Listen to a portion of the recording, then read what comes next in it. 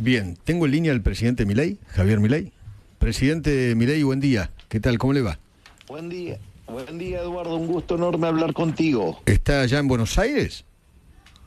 No, estoy en Praga, estoy en República Checa. En República Checa. Bueno, ¿me puede hacer un balance de su viaje hasta ahora? Sí, claro, cómo no. Desde mi punto de vista ha sido hasta el momento un viaje excelente. Hemos tenido una reunión muy positiva con la presidenta de la Comunidad de Madrid, Isabel Díaz Ayuso, y la reunión que hemos tenido ayer con el canciller Scholz también ha sido extremadamente positiva, donde el ministro alemán nos preguntó acerca de cómo estaba funcionando el programa económico, dado que tiene un peso importante dentro del Fondo Monetario Internacional, de cuáles eran las perspectivas hacia futuro. También estuvimos hablando acerca de algunos inconvenientes que han tenido empresas alemanas en Argentina y cómo estábamos avanzando en la solución de dichos problemas. También arribamos temas respecto a recursos naturales de extremada importancia para Alemania, y que eso estaría motivando que se hicieran muchísimas inversiones en Argentina. Y también estuvimos discutiendo el ingreso de Argentina a la OCDE, el ingreso de Argentina a la OTAN, y lo que tiene que ver también en el sentido de la integración entre el Mercosur y la Comunidad Económica Europea. Por lo tanto, fue una reunión sumamente productiva, y hoy me reúno con el primer ministro de la República Checa. Bien. ¿En algún momento el canciller alemán le hizo referencia a la situación social en la Argentina, que el ajuste no impacte fuertemente en la cuestión social? Jamás me mencionó eso. ¿En ningún momento? En ningún momento. Presidente, estaba leyendo que la tercera semana de junio tuvo inflación cero en alimentos y bebidas. Eso es algo que no ocurre hace 30 años. Me imagino su satisfacción. Bueno, eso significa que vamos por el camino correcto, que todavía falta mucho, pero que empiezan a aparecer indicios de que las cosas están funcionando. Yo a veces lo presento, lo explicito, pero bueno, yo lo que me he encontrado en este último tiempo son con niveles groseros de deshonestidad intelectual, porque todos sabemos que la inflación mayorista es la que predice y anticipa a la minorista, y la realidad es que la inflación de diciembre, cuando nosotros llegamos, fue del 54%, eso anualizado da 17.000.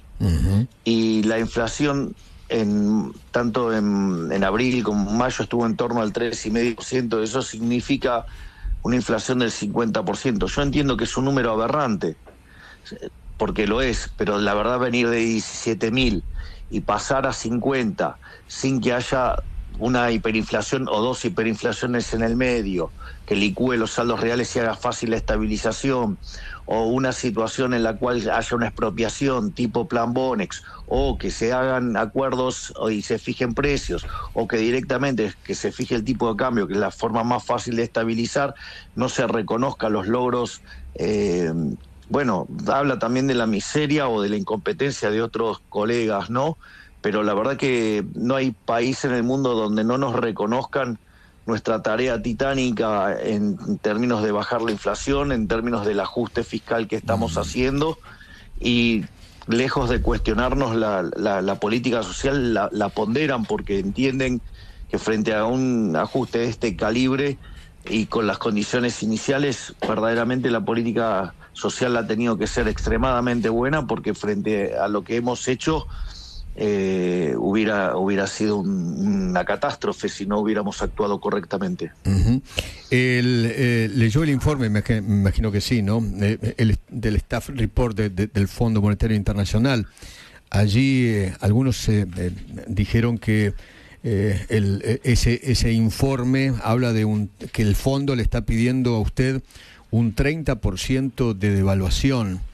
Eso no, es falso eso. ¿Eso es falso? Es falso, de hecho, es falso, y de hecho el propio ministro Caputo salió a explicar que justamente cuando se lee correctamente el informe, o sea, no señala eso. Entonces, de vuelta, hay algunos profesionales que para justificar y lavar sus errores hacen argumentaciones poco felices, que hablan más de lo que quieren que pase que lo que verdaderamente tiene que ocurrir, ¿no? ¿Usted cree que hay sectores que quieren o están empujando una devaluación del 30%?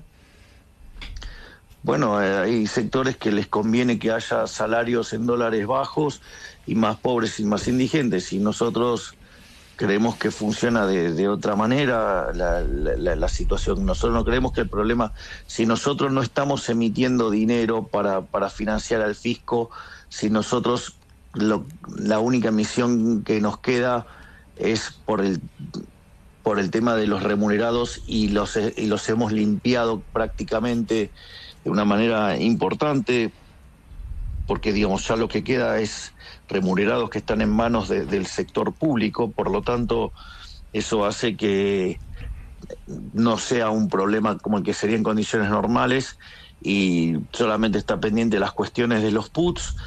Entonces no, y aún así lo que ha quedado emitido siempre estuvo por debajo de lo que se estaba demandando en términos de dinero nocionalmente, que uno lo puede aproximar por las compras de dólares que uno estaba haciendo. En ese sentido, es más, uno ve que los agregados monetarios han seguido cayendo. De hecho, si uno toma la base monetaria en promedio del siglo XXI es en torno al 9%, hoy la base monetaria es 2.8%, y si suma lo que queda pendiente de remunerados estamos por debajo de 6%. Por lo tanto, en ese sentido, el problema argentino no es un problema monetario, el problema es un problema de competitividad, es un problema real, y eso no se arregla devaluando. Eso es como creer que usted puede comer, incrementar la cantidad de carne que come por el simple hecho de que imprime dinero. O sea, no, bueno, digo, la riqueza no se imprime, la riqueza se genera. Entonces, y parte, mire, esto lo hice con un ejemplo algo áspero y brutal para demostrar la torpeza con la cual trabajan gran parte de los economistas profesionales. Cuando usted tiene una economía con transables y no transables, el tipo de cambio real se aproxima por el cociente de esos dos, ¿no? Lo que es el precio de los transables dividido el precio de los no transables. Ahora, usted suponga que, no sé, cae un torpedo en el sector no transable de la economía, y obviamente eso comprime la oferta. A la misma demanda, ¿usted qué va a tener? Que va a subir el precio de los no transables, ¿sí o no? Sí. Digo, es normal. Bueno, entonces uno de estos imbéciles le diría que el tipo de cambio se apreció, y en realidad usted tiene el funcionamiento de un sistema de equilibrio general que le está marcando el sistema de precios, que usted tiene que ir a invertir al sector no transable porque hay un exceso de demanda. Y entonces, bueno, eso es lo que se está viendo. Bueno, estos imbéciles a eso les llaman que el tipo de cambio está atrasado y usted tiene que devaluar. Si usted hace eso, lo único que va a hacer es distorsionar la señal de precios, hacer caer brutalmente los salarios en dólares, generar pobres e indigentes, y no termina de arreglar el problema real, es que usted tenga que recomponer el sector no transable de la economía, que es donde cayó el torpedo. O sea, básicamente lo que usted está diciéndole a la sociedad es: no voy a devaluar. Del tipo de cambio hay un tipo de cambio libre, y después hay uno que nosotros vamos controlando. Entonces, digo, puede haber fluctuaciones, pero digamos, o sea, no tienen que ver con las características del funcionamiento del sistema. A ver, le hago un punto, Eduardo, porque esto es importante. Usted, cuando el Congreso de la Nación, los diputados degenerados fiscales que quieren romper el equilibrio fiscal y que lo hacen intencionadamente con la peor malicia que se pueda ver, ¿no? porque de hecho hasta lo hacen explícitamente. Entonces, eso generó toda una situación donde impactó en el mercado de bonos, el precio de los bonos cayeron y el riesgo país subió. Sí. La realidad es que el riesgo país tiene que ver con las condiciones de pago de Argentina. Argentina tuvo un superávit financiero récord histórico en el mes de mayo. Acumulamos un superávit tan grande que, digamos, vamos a mucho más que compensar los números estacionalmente malos del mes de junio. Y entonces no habría motivo para que el riesgo país suba, sino que en realidad el riesgo país debería haber caído en función de lo que nosotros estamos haciendo, pero claro, el intento desestabilizador, golpista y de romper el equilibrio fiscal por parte de ciertos grupos de la oposición, eso hizo que el precio de los bonos caiga. La contracara de cuando usted ve eso, como usted no compra todavía dólares de manera directa, porque todavía el mercado no está abierto, porque todavía tenemos algunos problemas importantes para resolver en el Banco Central, llámese los puts. Entonces, ¿qué pasa? Usted compra dólares de manera indirecta, lo hace vía bonos. Entonces sí, el dólar saltó, pero el dólar no saltó por un problema de índole monetaria o por un problema del mercado de cambio, sino que el dólar saltó porque se contaminó el precio de los bonos con el accionar de estos diputados irresponsables. Ok. ¿Por qué no compró el Banco Central dólares en estos últimos días? ¿Por qué no puede acumular el Banco reservas? Central te cuento, esto también es parte de la deshonestidad intelectual de los economistas. Yo sinceramente ya no sé si son troncos o son deshonestos intelectualmente o las dos cosas. Usted, digamos, cuando tiene tipo de cambio fijo, ¿usted qué tiene? Fluctuación de cantidades, ¿sí? Sí. O sea, cuando usted fija un precio, la contracara es que lo que fluctúan son las cantidades. Entonces, ¿qué es lo que pasa? Nosotros tenemos una suerte de pauta cambiaria, ¿no? Digo, todos los meses nosotros tenemos un crawling peg de 2% mensual. Pero entonces opera como si fuera un tipo de cambio fijo, en algún sentido. Porque, digamos, está dada la pauta esa. Entonces, ¿qué es lo que sucede? Lo que fluctúan son las cantidades, y Argentina tiene estacionalidad en el comercio exterior. Entonces, el tercer trimestre del año, Argentina, digamos, pierde naturalmente divisas. O sea, de hecho,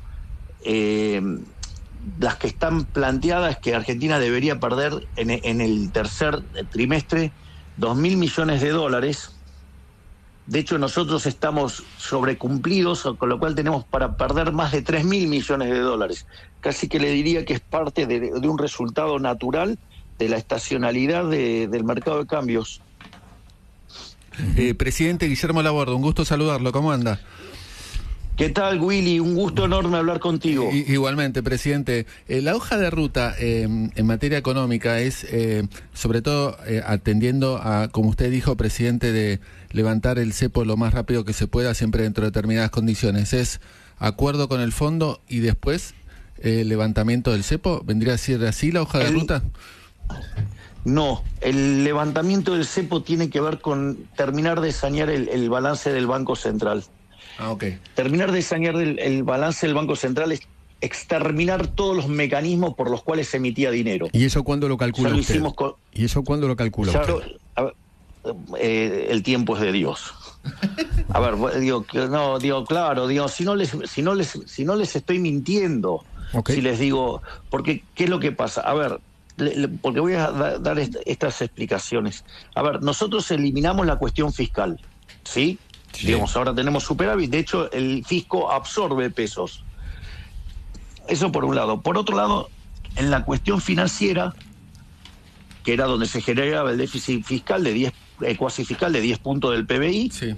Eso nosotros, con todo lo que es el traspaso de deuda de pesos del central al tesoro, eso está prácticamente eliminado. La mayor parte de lo que queda ya está en bancos públicos, pero hay un problema muy delicado, que es el problema de los puts. Y esto me parece que vale la pena mencionarlo para mostrar la irresponsabilidad y perversidad del gobierno anterior. Porque el gobierno anterior, frente a la situación de que tenía déficit fiscal, fue a buscar financiamiento al sistema financiero local. el sistema financiero local, los bancos no querían prestarle al fisco, al tesoro. Ellos estaban dispuestos a prestarle al Banco Central, que es un mejor pagador en principio, supongamos. Sí. Entonces, ¿qué es lo que sucede?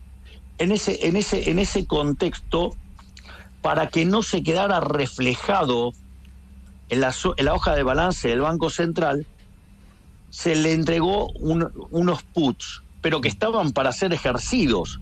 Entonces, ¿qué es lo que pasa? En el balance del Banco Central solamente figura el valor del put, que es un número muy inferior al valor de la obligación. Pero esa obligación está on the money, o sea, eso está para ser ejercido. Sí, es emisión potencial de pesos, digamos, ¿no? Del riesgo, ¿no? Claro, pero estamos hablando de 4 puntos del PBI. Tremendo. Entonces, y eso, digamos, por eso también no solo es responsabilidad, sí, del gobierno anterior y del Banco Central anterior, sino también de algún técnico del Fondo Monetario Internacional que avaló esto, o que hizo la vista gorda con esto. Por ejemplo, ¿quién? Bueno, digamos, algún técnico del Fondo Monetario Internacional que pueda tener vínculos con el Foro de San Pablo. ¿Quién? Busque y lo va a encontrar. ¿Chileno? Y si fue ministro de un presidente que pertenece al Foro de San Pablo. Uh-huh. Bueno, lo vamos a buscar. Lo vamos a buscar. Presidente, le agradezco infinitamente. Espero que lo encuentre. Sí. Le agradezco infinitamente habernos atendido, ¿eh? No, por favor, ha sido un verdadero placer. Un gran abrazo. Gracias, ¿eh? El presidente argentino, Javier. Es la marcha del